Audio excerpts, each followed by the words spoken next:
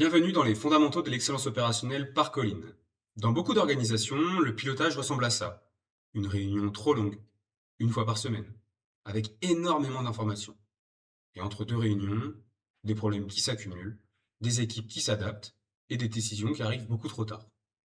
Le problème, ce n'est pas le pilotage, c'est le rythme du pilotage. L'outil d'animation à intervalles courts permet de changer cela. Piloter régulièrement, au plus près du terrain et avec les équipes. Commençons par la définition de l'animation à intervalles courts. L'animation à intervalles courts, c'est des points courts, réguliers, pour suivre l'activité et traiter les problèmes. L'objectif, voir rapidement les écarts et agir immédiatement. Quand et comment utilise-t-on l'AIC ou l'animation à intervalles courts? On utilise l'AIC au quotidien ou à des fréquences très régulières. Concrètement, comment on met en place ce rituel?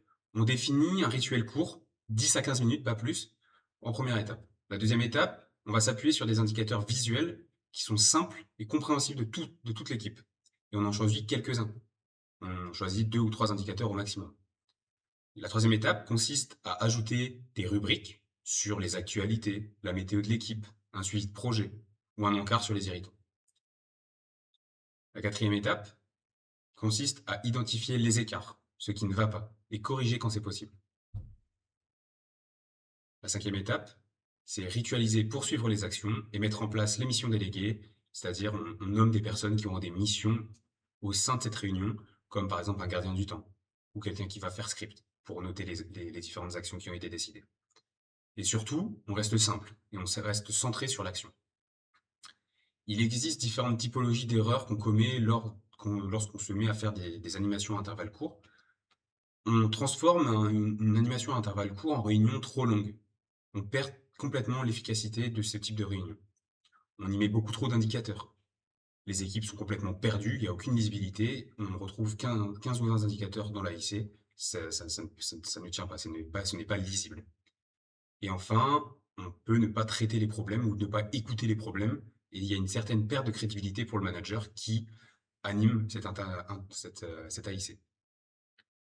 Résultat, l'AIC devient inutile. Faisons un test simple. Dans votre activité, à quelle fréquence identifiez-vous les problèmes? Et à quelle fréquence agissez-vous? Si l'écart est trop important, votre pilotage est trop lent. L'AIC pourrait vous permettre de réduire cet écart. Prenons désormais 3 exemples. Le premier dans un environnement Office, où l'on suit les délais de traitement et les taux d'erreur. L'AIC comporte ces éléments, ces chiffres, dans la partie indicateurs. On a aussi des identifications de points de blocage liés aux informations manquantes ou aux allers-retours subis par les équipes. On suit aussi les actions en cours dans les différentes équipes, qui fait quoi, pour quand. Et il y a aussi un ajustement de la charge et des priorités entre équipes. Ça, c'est le support de l'animation intervalle court pour l'équipe Office.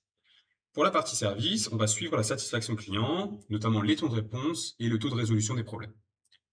On analyse aussi les suivis des réclamations et des irritants dans le parcours client. On va prioriser et suivre les actions en cours. Et on peut aussi adapter les ressources en fonction des flux et de la demande et des pics d'activité. Pour la troisième partie sur l'animation à intervalles courts en industrie, on va suivre la production réalisée vs l'objectif, la qualité de production et les arrêts de ligne.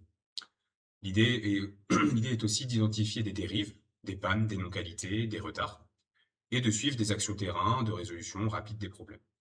Ce que l'on a en commun aussi entre ces 3 supports d'AIC, ça peut être les actualités, les informations clés, comme les projets en cours, les messages importants, les messages du quotidien, et l'amélioration continue, c'est-à-dire les idées d'optimisation, les retours terrain, les retours des tournées terrain, tous les sujets à résolution de problèmes qui peuvent être ajoutés dans ce support. L'AIC demande une posture managériale forte, en étant présent sur le terrain et non à distance. L'AIC doit être aussi un moment où on favorise l'expression des équipes sans imposer. Et il est possible qu'un collaborateur prenne l'animation de cette AIC. On doit aussi agir rapidement, sans attendre, c'est ce que permet le rituel à intervalles courts, et rester concret et centré sur les faits. Et surtout, ne plus jamais considérer un problème comme une difficulté, mais plutôt comme une opportunité d'amélioration. Un problème traité tard devient un gros problème. L'excellence opérationnelle, ce n'est pas piloter à intervalles longs, c'est voir vite, comprendre vite, agir vite. Et ça passe par des rituels simple et régulier. Et vous, dans votre activité, à quelle fréquence réagissez-vous face aux problèmes? Parce que souvent, la performance dépend du rythme du pilotage. Si la vidéo vous a plu, vous fait réagir, n'hésitez pas à commenter, liker, partager et vous abonner. Si vous souhaitez échanger avec nous, tous les liens sont en description.